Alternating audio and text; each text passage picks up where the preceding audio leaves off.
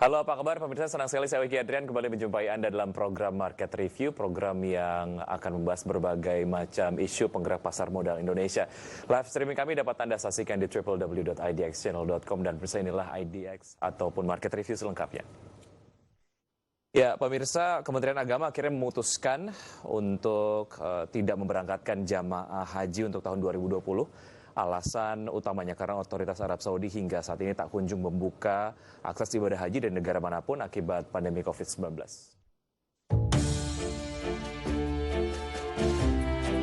Tak junjung dibukanya akses untuk melakukan ibadah haji oleh otoritas Arab Saudi membuat Kementerian Agama Republik Indonesia memutuskan untuk membatalkan ibadah haji tahun 2020. Berlarutnya kepastian pembukaan akses melakukan ibadah haji oleh otoritas Arab Saudi membuat Kementerian Agama tak punya waktu lagi untuk mempersiapkan penyelenggaran haji. Keputusan pemerintah untuk tidak memberangkatkan jemaat haji disampaikan Kementerian Agama disampaikan melalui keputusan Menteri Agama RI nomor 494 tahun 2020 tentang pembatalan keberangkatan jemaat haji pada penyelenggaran ibadah haji pada 1441 Hijriah atau 2020 Masehi. Keputusan ini berlaku untuk seluruh warga Indonesia atau WNI, termasuk WNI yang hendak berhaji dengan undangan atau visa khusus dari Kerajaan Arab Saudi. Sebelumnya, Kemenak telah membentuk Pusat Krisis Haji 2020 menyusul pandemi COVID-19. Sejak April 2020, tim mengeluarkan 3 skenario. Pertama, haji dilaksanakan secara normal sesuai kuota. Kedua, haji dilaksanakan dengan pembatasan kuota. Dan ketiga, pemberangkatan jamaah haji dibatalkan sama sekali. Jamaah haji yang batal berangkat tahun ini akan diberangkatkan tahun depan. Mengenai biaya perjalanan ibadah haji akan disimpan dan dikelola secara terpisah oleh Badan Pengelola Keuangan Haji atau BPKH. Berbagai sumber untuk IDX Channel. Ya, pemirsa, untuk membahas tema kita hari ini, ibadah haji 2020 dibatalkan. Apa kabar sektor terdampak? Sudah terhubung melalui aplikasi Zoom Bapak Firman M. Nur. Beliau adalah Sekjen Asosiasi Muslim Penyelenggara Haji dan Umroh Republik Indonesia. Assalamualaikum warahmatullahi wabarakatuh, Pak Firman. Waalaikumsalam warahmatullahi wabarakatuh. Sehat, Pak Firman? Alhamdulillah sehat, Mas Rizky. Baik. Kita lewat, Mas Rizky. Iya. Terima kasih Meladil Faizin, terima kasih sudah bergabung bersama kami di Market Review. Pak Firman, soal topik kita hari ini kami kemudian cukup paham bahwa ini adalah sebuah kondisi yang tidak mudah untuk teman-teman Ampuri. Dan tentu saja ini apakah terprediksi atau tidak, Pak Firman? Jadi semenjak ditutupnya umroh di bulan Februari yang lalu, kami tidak ada usaha pengiriman jamaah umroh kembali, dan kami berharap agar haji bisa dilakukan sebagai alternatif usaha kami yang kami lakukan setiap tahunnya, dan selalu memantau tentang perkembangan COVID-19 di Saudi Arabia.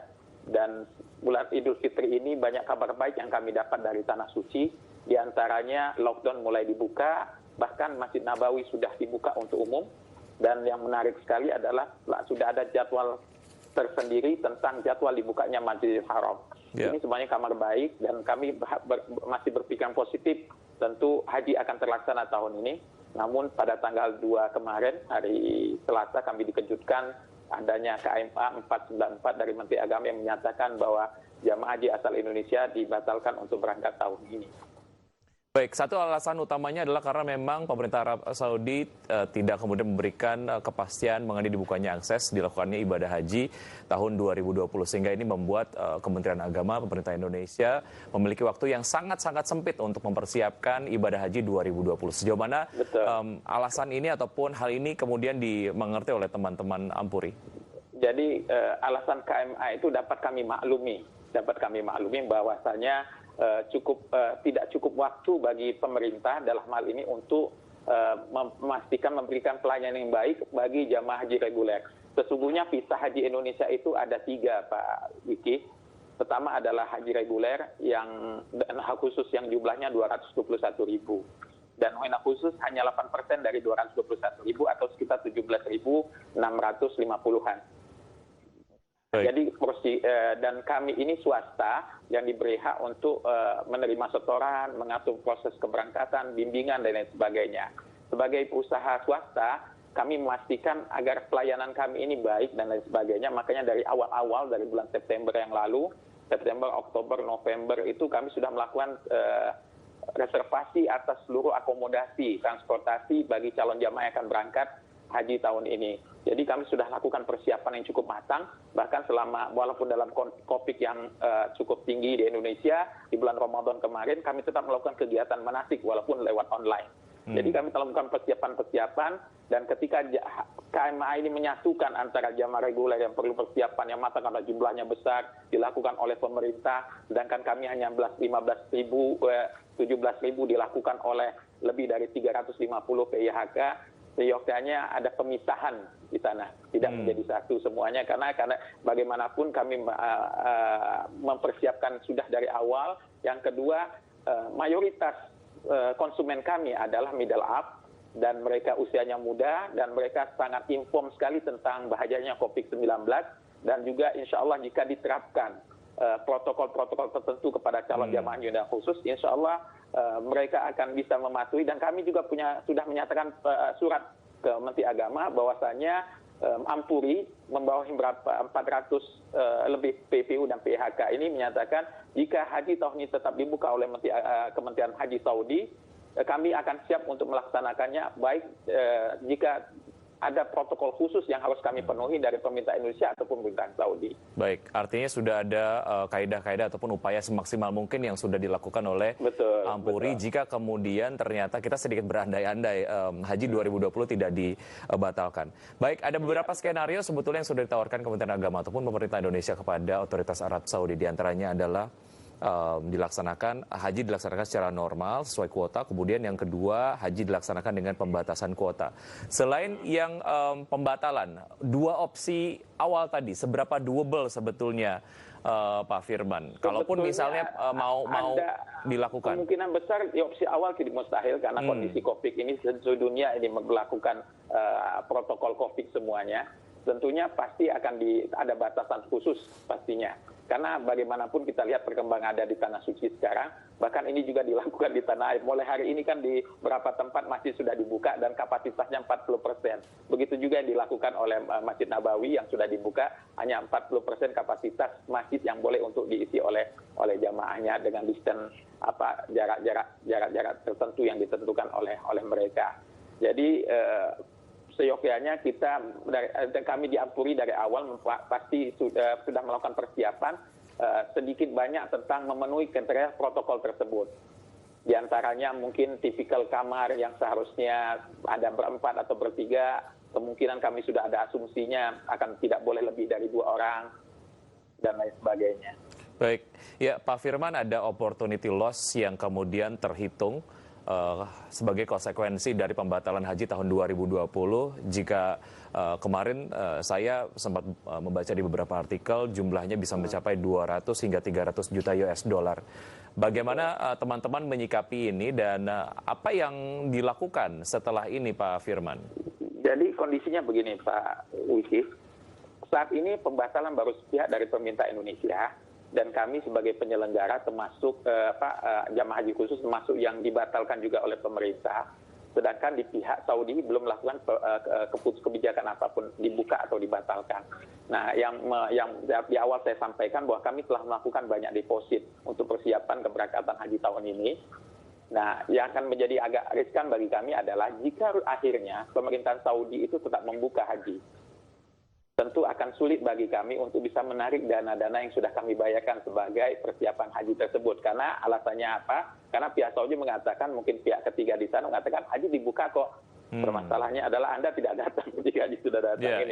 Ini akan risiko. Jadi kalaupun pemerintah, kita berharap sekali kepada pemerintah, kalau akhirnya pemerintah Saudi tetap membuka, KMA ini perlu untuk kita review kembali, ada kesempatan untuk berikan kepada minimal haji khusus atau sebagian pada jamaah haji Indonesia.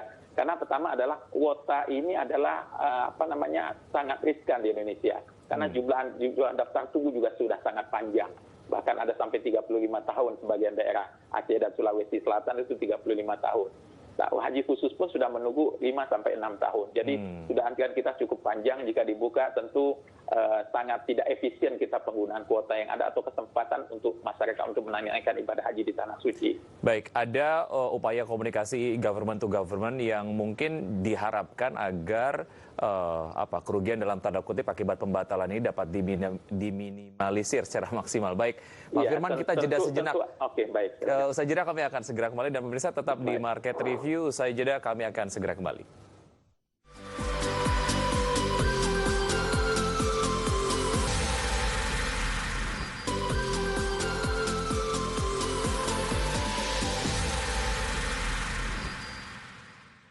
Terima kasih Anda masih bersama kami dalam program Market Review di IDX Channel. Sebelum saya lanjutkan perbincangan bersama Bapak Firman M. Nur, Sekjen Ampuri, ada beberapa data yang kami sudah siapkan. Di antaranya adalah mengenai jumlah jemaah haji dari Indonesia dari tahun ke tahun. Kita memiliki data dari tahun 2014, secara jumlah jemaah haji dari Indonesia mencapai 154.467 jemaah. Kemudian angkanya terus mengalami peningkatan di tahun 2017 di 203.070 orang. Di 2018 menurun 203.350 orang. Dan ini kami dapatkan sumbernya adalah dari Statista. Kemudian grafis berikutnya adalah mengenai jumlah jemaah haji dari berbagai negara ataupun dari dunia dari tahun ke tahun. Seperti Anda dapat saksikan di layar televisi Anda, jumlahnya terus meningkat dari tahun ke tahun. Contohnya saja di tahun 2016 di 1,86 juta orang.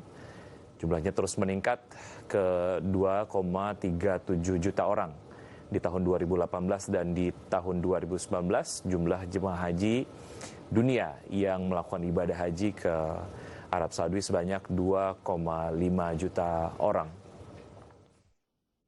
Baik, kita lanjutkan perbincangan bersama Pak Firman. Pak Firman, ada semacam kritik lah ya yang disampaikan oleh DPR RI mengenai keputusan dari Kementerian Agama untuk membatalkan ibadah haji tahun 2020.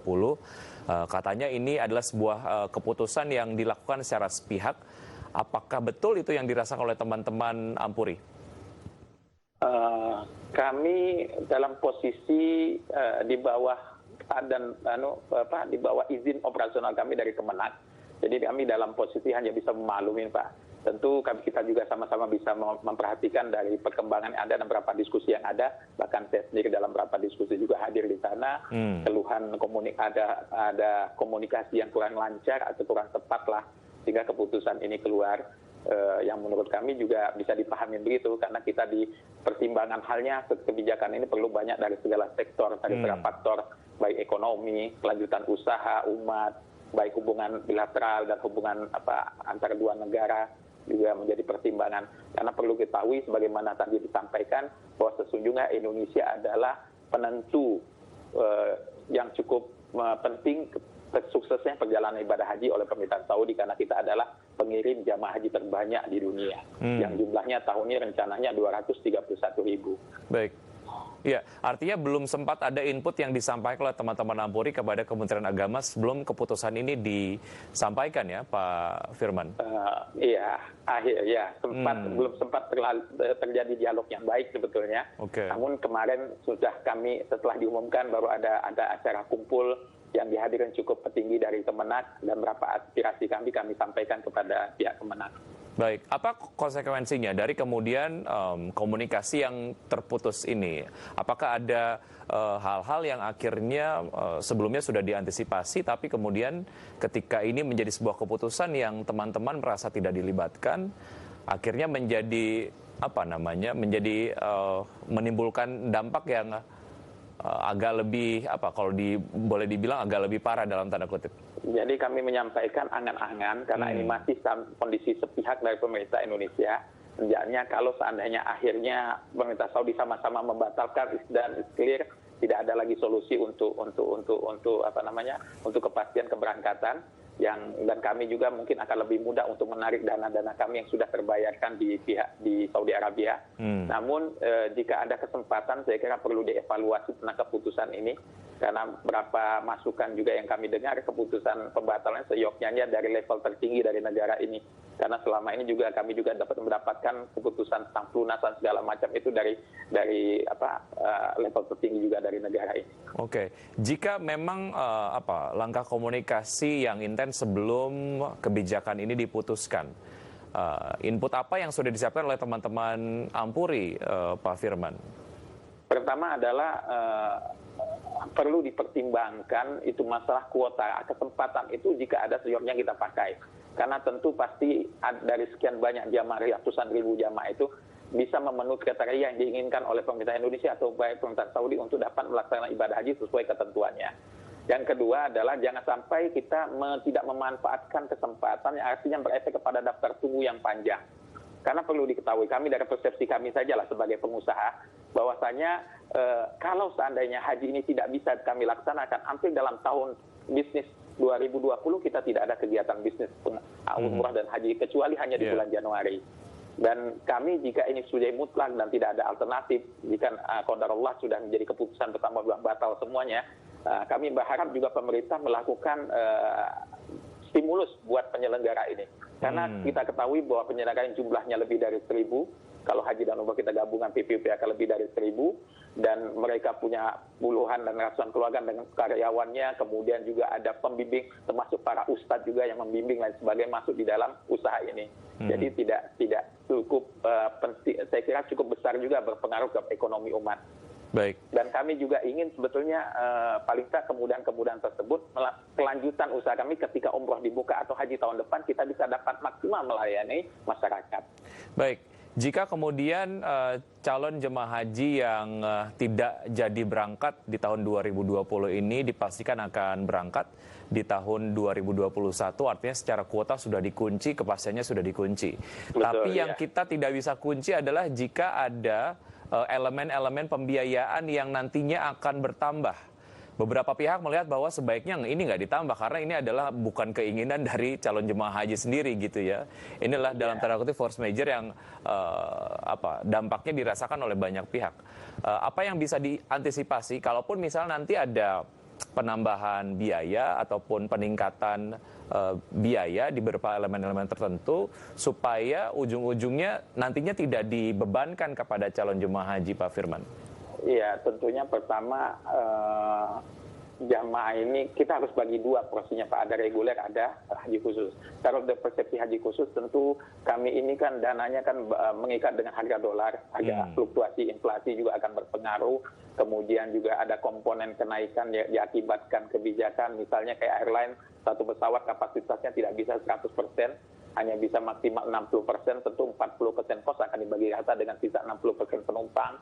Akomodasi juga begitu, bahkan asuransi juga akan naik dengan tinggi.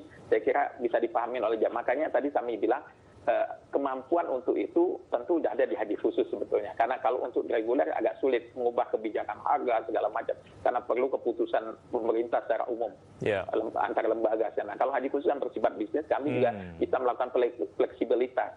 Baik dari kegiatan, program, dan sebagainya. Sehingga masyarakat yang sudah melunasi kepada PHK dapat terbantu dengan baik dan terlayani dengan baik.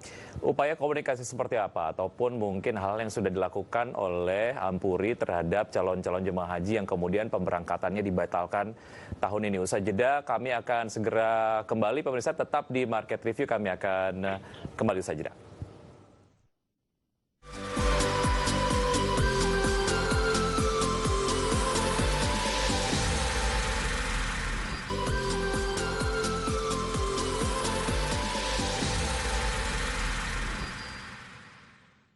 Ya, kalau di Market Review dan masih berbincang bersama Bapak Firman M. Nur, Sekjen Ampuri. Pak Firman, langkah-langkah komunikasi yang akan dilakukan oleh Ampuri bersama calon-calon jemaah haji yang akhirnya dibatalkan untuk berangkat di tahun ini seperti apa? Refundnya, jika kemudian ingin di-refund, mekanismenya seperti apa?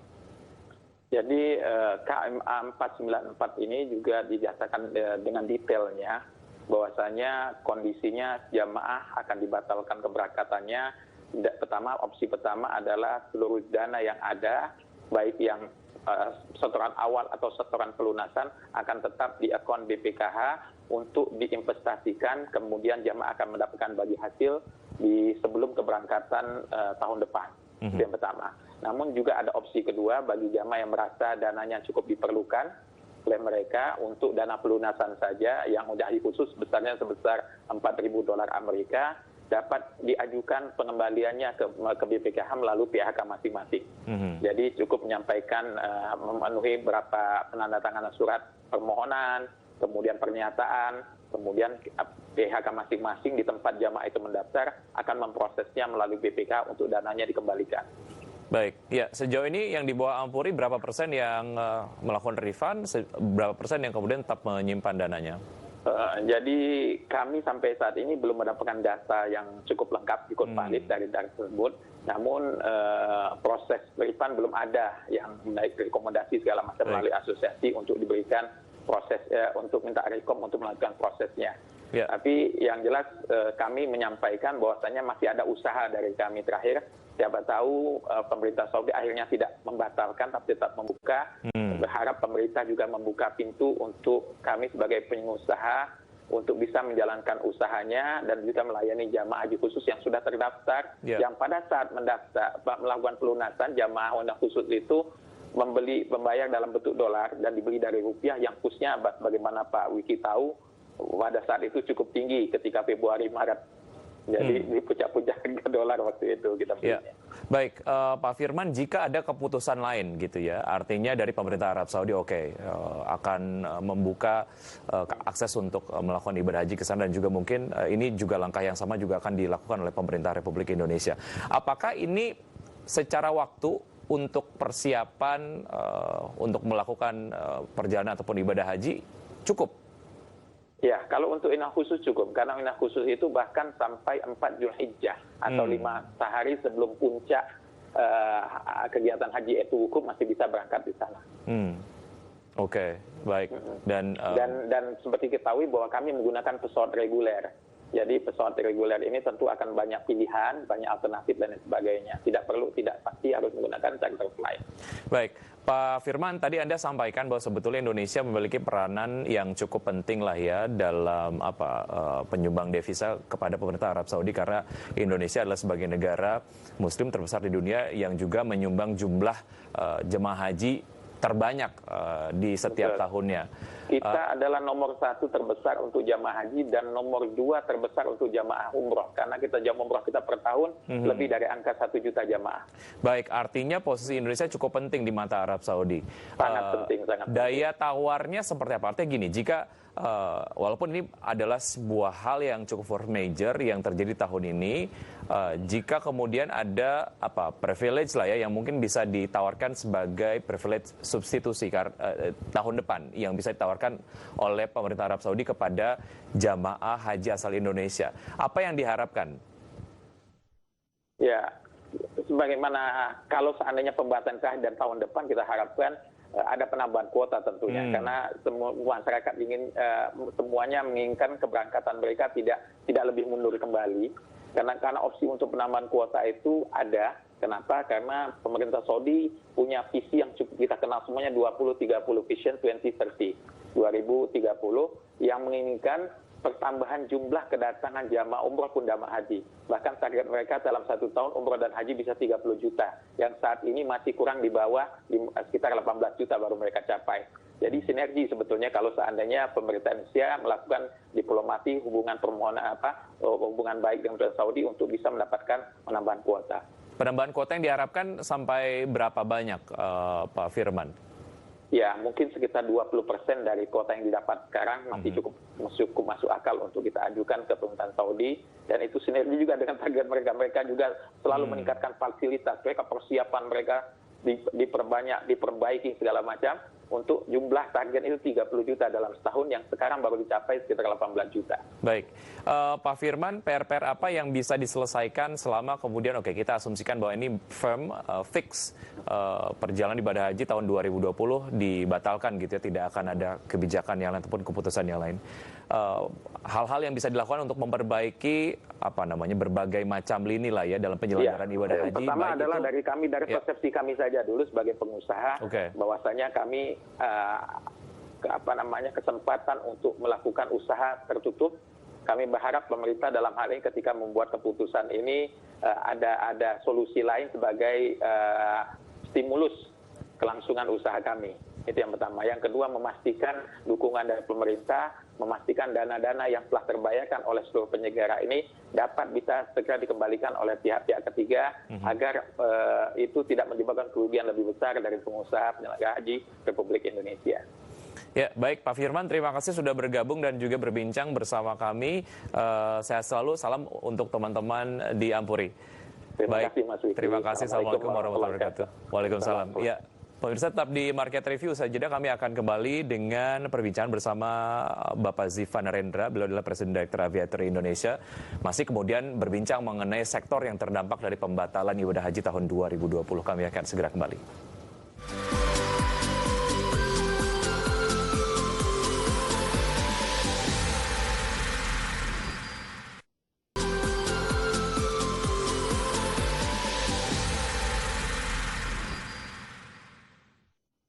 Terima kasih Anda masih bersama kami dalam program Market Review, masih membahas mengenai pembatalan ibadah haji tahun 2020. Apa kabar sektor terdampak?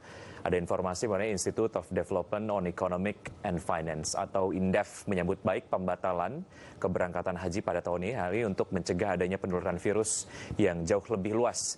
Meski demikian, INDEF menilai pengalihan ibadah haji tahun depan sebaiknya masyarakat tidak dibebani biaya tambahan jika ada peningkatan anggaran.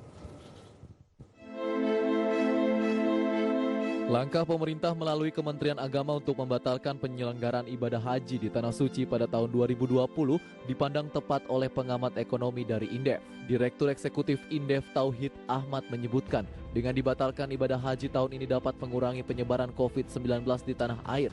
Untuk itu masyarakat calon jemaah haji kecewa diharap dapat mengerti mengenai adanya anggaran yang sudah dikeluarkan pemerintah dalam persiapan haji pada tahun ini diharapkan tidak memberatkan calon jamaah haji.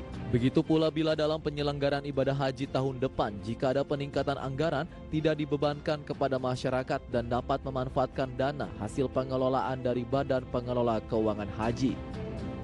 Biaya-biaya yang telah dikeluarkan, saya kira memang pemerintah harus menanggung seluruh biaya-biaya ini dan tidak dibebankan kepada masyarakat, karena mungkin karena ini force major, jangan dibebankan lagi ke masyarakat. Misalnya saja pada tahun mendatang ada kenaikan biaya tiket, ada kenaikan biaya, katakanlah ada biaya pondokan dan sebagainya, dan kami berharap bahwa kenaikan-kenaikan yang terjadi karena penundaan ini maupun biaya yang dikeluarkan pada tahun 2021 ini tidak dibebankan pada masyarakat calon peserta ibadah haji. Di samping itu, dengan adanya pembatalan jamaah haji pada tahun ini, diharapkan pemerintah dapat membuka ruang kepada masyarakat yang ingin mengambil sebagian dana pelunasan haji untuk keperluan jemaah dengan skema yang mudah. Dari Jakarta, Ade Firmansyah untuk IDX Channel.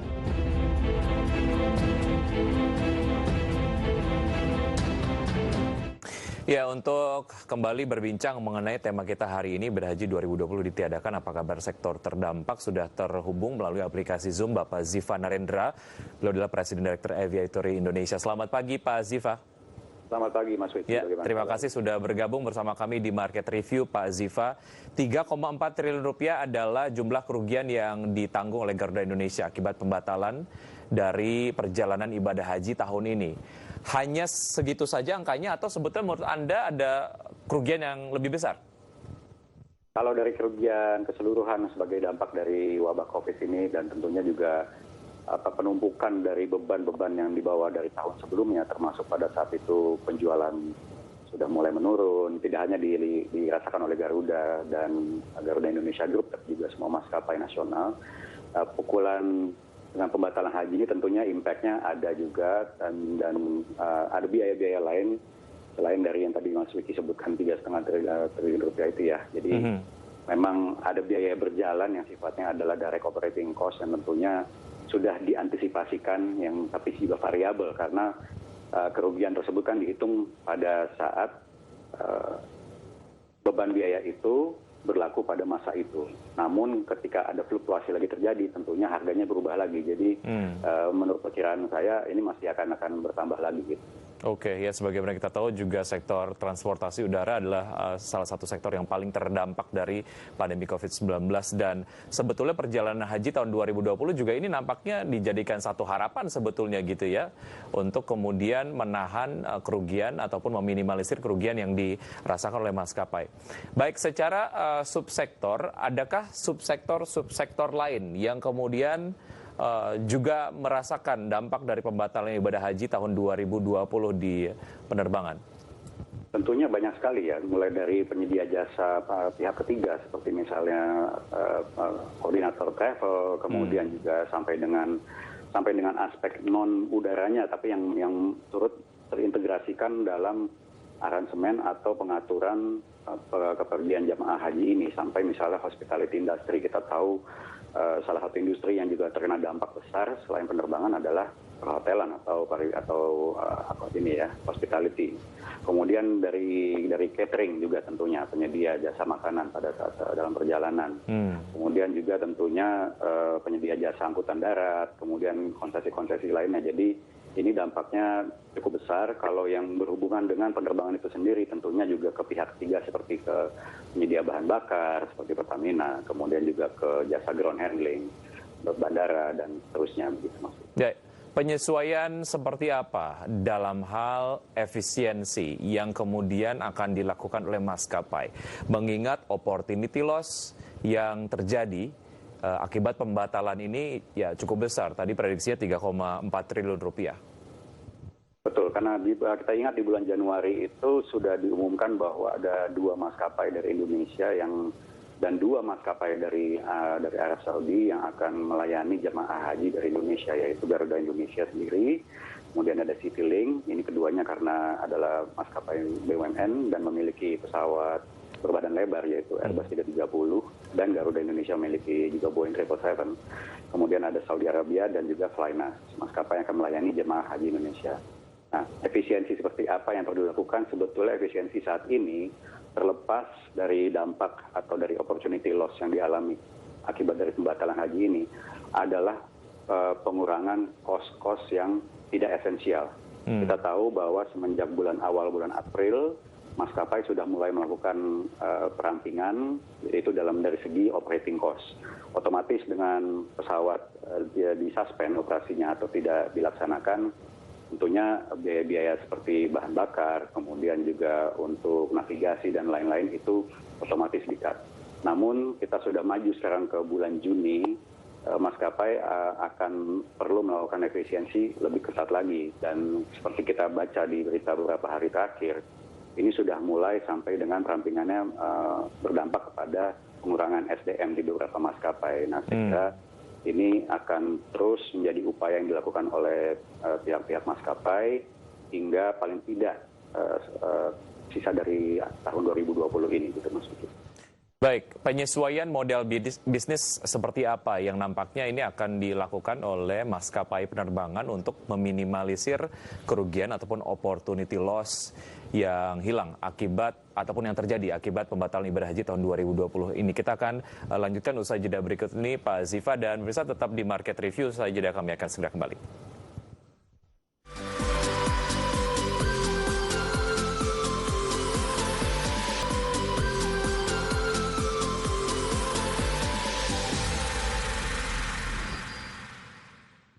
Ya, kembali dalam program Market Review. Sebelum kami lanjutkan perbincangan bersama Bapak Ziva Narendra, ada beberapa data yang sudah kami siapkan. Di antaranya adalah mengenai konsekuensi pembatalan ibadah haji tahun 2020. Di antaranya adalah 350 travel haji dan umroh dalam negeri akan terdampak. Ini berkaitan dengan opportunity loss sebesar 200 hingga 300 juta US dollar bagi perusahaan penyelenggara ibadah haji khusus. Ini kemudian akan hilang ataupun akan terjadi. Kemudian seperti tadi sudah disampaikan mengenai kerugian yang dirasakan oleh maskapai Garuda Indonesia yang mencapai 3,4 triliun rupiah, dan mengingat Indonesia adalah sebagai negara yang sangat penting bagi Arab Saudi dalam hal perjalanan ibadah haji dan sebagai negara penyumbang devisa bagi Arab Saudi, tentu saja Arab Saudi akan kehilangan devisa negara dari perjalanan haji. Dan berikutnya adalah ini mengenai provinsi-provinsi dengan pelunasan biaya haji terbanyak. Artinya kalau kita lihat dari excitement dari calon jemaah haji dari Indonesia akan perjalanan ibadah haji tahun ini cukup bisa terbaca dari upaya pelunasan yang sudah dilakukan oleh calon jemaah haji. Di antaranya adalah provinsi yang paling banyak dengan pelunasan biaya haji terbanyak adalah Jawa Barat, kemudian di posisi kedua ada Jawa Timur, posisi ketiga ada Jawa Tengah, Banten di posisi keempat, dan posisi kelima ada Sumatera Utara. Baik. Ya, Pak Ziva. Ya, silakan. Baik, mengenai penyesuaian model bisnis yang akan dilakukan oleh maskapai penerbangan related ke pembatalan ibadah haji tahun 2020 agar kerugiannya tidak terlalu dalam. Apa saja yang bisa dilakukan? Sesuai dengan apa yang sudah diantisipasi di 2 bulan terakhir ya, bahwa setelah dengan kita berasumsi bahwa yang disebutkan dengan new normal ini akan berlaku ya, dari industri maskapai khususnya maskapai berjadwal yaitu airline sudah bersiap-siap atau sudah melakukan konversi atau transformasi sebagian dari bisnis mereka yang dulu itu mungkin sangat bersandar pada penjualan tiket atau pengangkutan penumpang, baik itu dengan tiket sales penumpang individu maupun grup traveling atau paket, maupun juga dengan sistem charter seperti yang dilakukan untuk pemberangkatan jemaah haji atau umroh gitu ya. Itu akan dikonversi menjadi pengangkutan logistik barang atau kargo. Namun tentunya dengan kondisi permintaan pasar yang juga ikut melesu saat ini dan akan diprediksi demikian selama 2 tahun ke depan paling tidak, itu pun akan paling maksimum bisa mengisi kapasitas setiap rute atau setiap penerbangan paling maksimal itu 60%. Jadi memang tidak cukup untuk menutup atau mengkompensasi opportunity loss yang dialami, apalagi untuk melebihi penjualan di masa-masa sebelumnya. Namun ini sudah mendekati ke break even istilahnya, hampir menutupi atau mencukupi untuk kebutuhan operasional. Ya, Pak Ziva, sejauh mana pembatalan haji 2020 ini cukup dimaklumi ataupun mungkin cukup terprediksi oleh teman-teman maskapai di Indonesia? Pada saat awal COVID-19 ini mulai muncul ya di awal Januari, bahkan sebelum dideklarasikan sebagai pandemi, tentunya dari pihak maskapai, khususnya dari asosiasi seperti INAKA, sudah mengantisipasi akan ada menurunnya revenue, paling tidak untuk 2020. Namun masih ada harapan bahwa di bulan Januari ini kita akan berantisipasi untuk persiapan musim haji 2020. Ketika COVID sudah dideklarasikan, asosiasi dan juga para maskapai sudah berancang-ancang untuk kemungkinan bahwa ibadah haji tahun ini dibatalkan, dan ternyata memang dari Indonesia mengambil inisiatif, dan itu adalah sebuah langkah yang tepat karena kita mengutamakan kesehatan dan keselamatan. Namun mengingat bahwa ini adalah kondisi yang tidak hanya dialami oleh satu maskapai, tapi juga tidak hanya di Indonesia, ini suka tidak suka kita harus maklumi, karena ini memang adalah kondisi global. Dan disitulah kemudian tergantung dari kebijakan masing-masing maskapai untuk mencari alternatif, seperti tadi Mas Vicky sampaikan, untuk meresap atau mengurangi beban opportunity loss tadi dengan revenue stream lainnya. Ya. Pak Ziva, mengenai apa yang sudah disampaikan oleh pemerintah kepada otoritas Arab Saudi, ada 3 skenario ya. Yang pertama, kemudian memberangkatkan ibadah haji sesuai dengan kuota yang disetujui. Kemudian yang kedua adalah skenario tetap memberangkatkan, tapi kemudian dikurangi kuotanya. Dan yang ketiga adalah pembatalan. Kemudian yang ketiga ini adalah menjadi sebuah opsi yang diambil. Jika kemudian, ini kita sedikit berandai-andai, jika kemudian skenario 2 yang diambil katakanlah oleh pemerintah, artinya haji tetap berangkat tapi kuotanya dikurangi. Secara health protocol, dari point of view teman-teman aviation industry ataupun maskapai, sejauh mana ini kemudian sudah terancang? Jika skenario ini sudah diambil, teman-teman maskapai sudah siap sebetulnya dengan protokol-protokol itu? Kalau kami melihatkan ini masih 50-50, dalam arti selalu ada 50% kemungkinan bahwa ini akan berjalan lancar, namun juga ada 50% risiko bahwa penularan, penjangkitan atau penyebaran dari COVID-19 ini masih bisa berlangsung. Kita mengutamakan tentunya arah penyebaran di Indonesia ya, gitu. Walaupun mungkin dalam pelaksanaan penerbangannya kapasitas bisa dikurangi 50%, kemudian dari pelaksanaan ibadahnya juga di sana dikurangi 50%, tapi dalam pos waktu 2 minggu kita bisa sebut ya selama di sana, ini sangat sulit sekali kita untuk bisa memastikan bahwa benar-benar terisolir dari wabah COVID-19. Kenapa? Karena khususnya dari transportasi udara, dari aktivitas transportasi udara khususnya pengangkutan penumpang, saat ini kecuali dengan protokol PSBB yang kita lakukan sekarang dengan kemudian rapid test, kemudian dengan PCR di beberapa case gitu ya, kita belum memiliki satu protokol baru yang dapat menjadi sebuah acuan baku bahwa protokol tersebut akan mengamankan para penumpang khusus jemaah haji selama masa perjalanan. Namun kalaupun selama masa perjalanan itu sudah dipastikan bahwa para penumpang ini terisolir, kita masih belum bisa memastikan ketika pelaksanaan aktivitas ibadahnya tersebut. Jadi resikonya ini masih 50-50. Artinya walaupun ini adalah sebagai sebuah pil pahit yang harus ditelan, mau tidak mau harus ditelan gitu ya, karena memang semuanya berpulang ke alasan yang terpenting adalah pertimbangan kesehatan. Kita masih punya satu segmen Pak Ziva. Usai jeda berikut ini kami akan lanjutkan, dan pemirsa tetap di Market Review, kami akan segera kembali.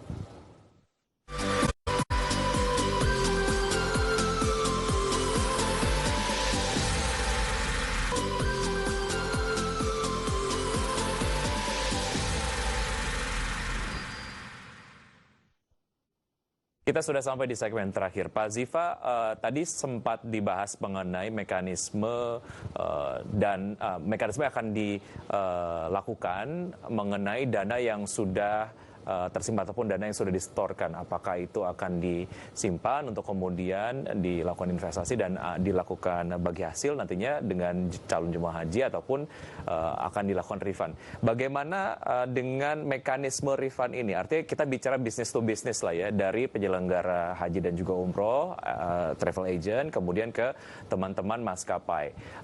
Memasuki musim haji tentu saja ada kontrak-kontrak mengenai booking seat dan lain sebagainya. Nah, mekanisme apa yang akan dijalankan setelah ini, Pak Ziva? Sama seperti bagaimana mekanisme kontrak ini dilangsungkan ya. Ini kan berhubungan antara dua departemen agama antar negara, kemudian di tengahnya ada koordinator perjalanan, koordinator ibadah, dan juga koordinator akomodasi misalnya. Nah, mekanismenya bila terjadi sebuah refund atau jamaah atau penumpang itu memutuskan untuk mengambil refund, tentunya itu akan membutuhkan waktu yang tidak sebentar, karena tadi saya sampaikan ketika kita break bahwa proses refunding tiket individual saat ini saja untuk penumpang reguler itu bisa membutuhkan waktu sampai dengan 90 hari atau 3 bulan. Pada saat normal ya? Yang jumlah refundnya nggak banyak? Di saat COVID-19 ini. Kalau di saat normal mungkin dalam waktu 14 sampai 30 hari sudah bisa didapat. Namun karena ini mengingat bahwa ini adalah group arrangement, tadi saya sampaikan di segmen sebelumnya, ini kan adalah berupa penerbangan charter atau kelompok ya, yang mencakup ratusan ribu penumpang. Jadi mekanismenya bila pun terjadi refund, tentunya pihak maskapai tidak akan melakukan proses refunding bila belum ada sebuah istilah sinyal dari koordinator utama, yaitu misalnya dari koordinator travelnya. Kemudian dari Kementerian Agama tentunya sudah membuat keputusan bahwa dengan tahun ini jemaah haji dibatalkan, ibadah haji dibatalkan, maka masing-masing koordinator memiliki keleluasaan untuk memberikan refund kepada jemaahnya, atau opsi lain adalah ditunda atau dananya tetap disimpan di rekening yang ada sekarang untuk digunakan tahun depan. Namun tentunya seperti tadi kita tonton di segmen sebelumnya, akan ada kenaikan biaya di tahun depan dan itu sudah pasti. Paling tidak dari sisi maskapai, kita memprediksi harga-harga akan naik 2 kali lipat. Karena bukan hanya untuk kompensasi dari opportunity loss yang dialami di masa COVID-19 ini, namun variabel biaya-biayanya pun juga akan naik. Baik, ada harapan sebetulnya dari pengamat ekonomi dari Indef tadi pada saat segmen 4 kita kemudian awali perbincangan ini. Jika pemberangkatan haji dibatalkan dan jadi berangkat tahun depan, sebisa mungkin calon jemaah haji tidak dibebankan biaya-biaya tambahan. Dari point of view teman-teman maskapai, ini mungkin nggak?